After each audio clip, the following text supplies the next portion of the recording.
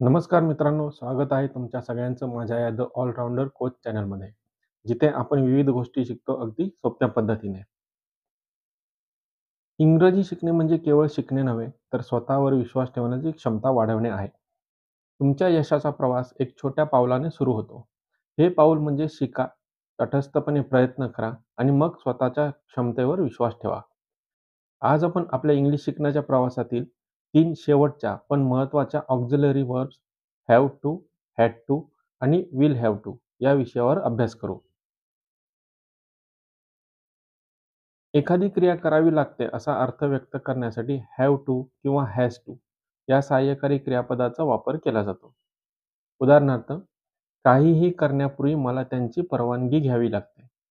I have to take his permission before doing anything. मला दररोज ऑफिसमध्ये वेळेवर पोहोचावे लागते. I have to reach in office on time every day.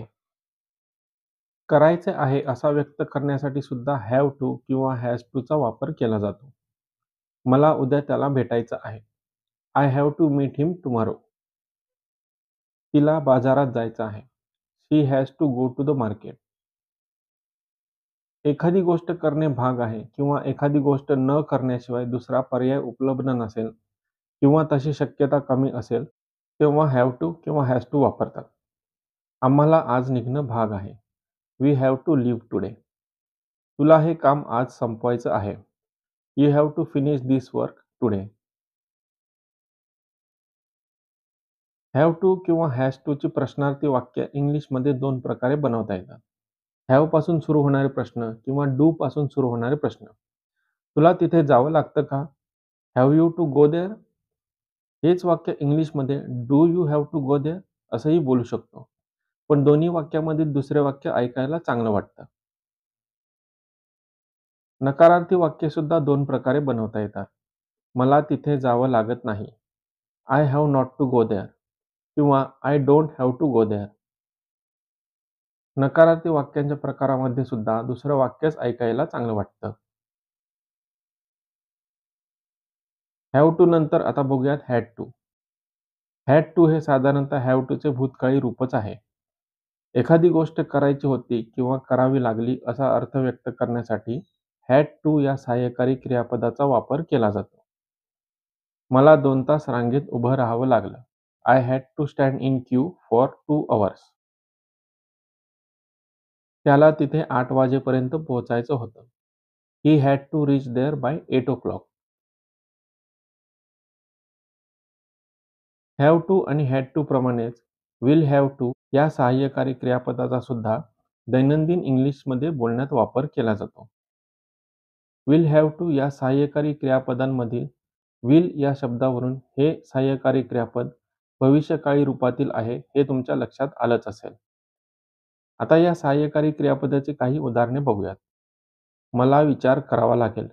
I will have to think. तुला ही नोकरी सोडावी लागेल. You will have to leave this job. या तीनही सहाय्यकारी क्रियापदांचा अभ्यास करताना तुमच्या हे लक्षात आलं असेल की तीनही सहाय्यकारी क्रियापदानंतर मुख्य क्रियापदाचे पहिले रूप वापरले गेले आहे. होय, हॅव टू किंवा हॅज टू, हॅड टू आणि विल हॅव टू या तीनही सहाय्यकारी क्रियापदानंतर मुख्य क्रियापदाचे पहिले रूप वापरले जाते. आजची ऑक्झिलरी व्हर्ब्स केवळ व्याकरण शिकवत नाहीत, तर जगण्याच्या ॲटिट्यूडमध्ये एक प्रवृत्ती देतात. इंग्रजीतील auxiliary verbs have to, had to आणि विल हॅव टू यांचा आजचा धडा पूर्ण झाला. आजचा भाग संपला, पण तुमची इंग्लिश शिकण्याची जर्नी अजून संपलेली नाही. म्हणजेच दररोज इंग्लिश बोलायची आवश्यकता आहे. तुमचे ध्येय स्पष्ट आहे आणि इंग्लिश शिकण्याची उमेद तुमच्यात आहे. रोज 5 मिनिट तरी इंग्लिशमध्ये बोलण्याचा सराव सुरू करा. मागच्या दिवसातील चुका विचारात घ्या आणि त्यामध्ये सुधार करून पुढच्या दिवशी कसं बोलायचं याची मानसिक तयारी ठेवा. तुम्ही बोला, स्वतःवर विश्वास ठेवा आणि पुढे चला. चला तर मग मित्रांनो, हॅव टू, हॅड टू आणि विल हॅव टू वर प्रभुत्व मिळवा. Keep going, keep speaking and keep growing. धन्यवाद.